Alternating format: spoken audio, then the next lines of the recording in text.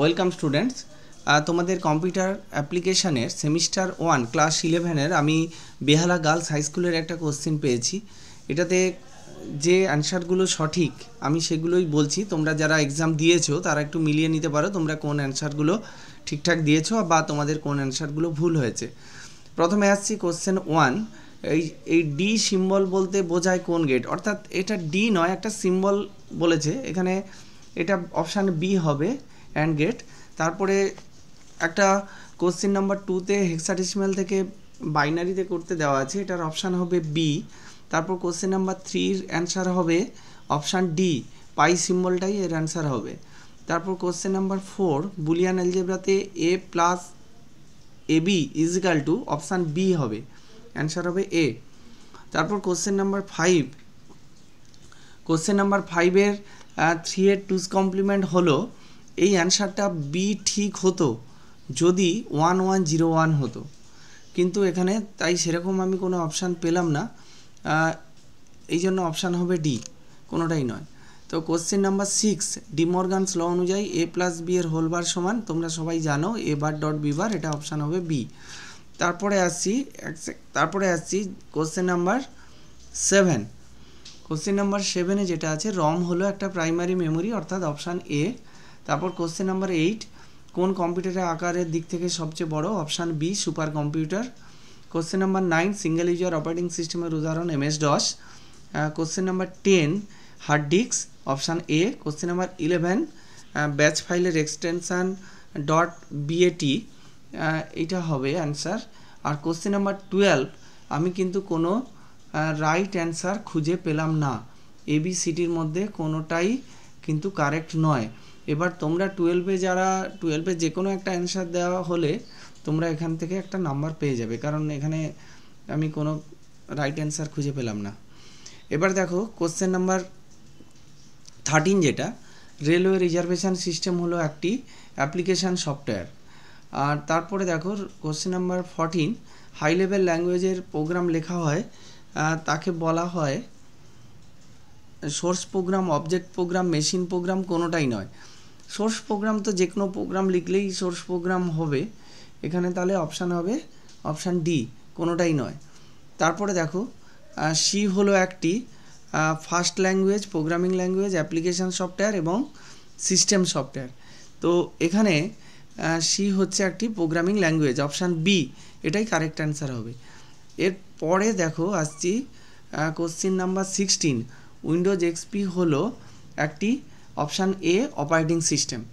এবার next question number 17-এ কী আছে সেটাতে আসছি।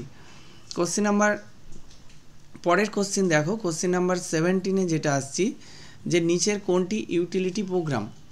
তো এখানে ইউটিলিটি প্রোগ্রাম বলতে কি বোঝায়, যে অ্যান্টিভাইরাস যেটা সেটাই এখানের মধ্যে অ্যান্সার হবে, অর্থাৎ অপশান সি। নিচের মধ্যে কোনটি ওয়াইল্ড কার্ড ক্যারেক্টার, এখানে অপশান হবে এ স্টার। তারপরে দেখো কোন কির সাহায্যে কারেন্ট উইন্ডো রিফ্রেশ করা হয়, এটা অপশান হবে F5, অর্থাৎ অপশান সি। তারপর দেখো প্রথম জেনারেশনের ভাষা, যেখানে লেখা আছে বেসিক, লোগো, মেশিন ল্যাঙ্গুয়েজ এবং কোবল, অপশান হবে ডি মেশিন ল্যাঙ্গুয়েজ যেটা সেটাই অপশান হবে। আচ্ছা এবারে দেখো A double bar equal to A, এখানে অ্যান্সার হবে সি, অর্থাৎ ট্রু।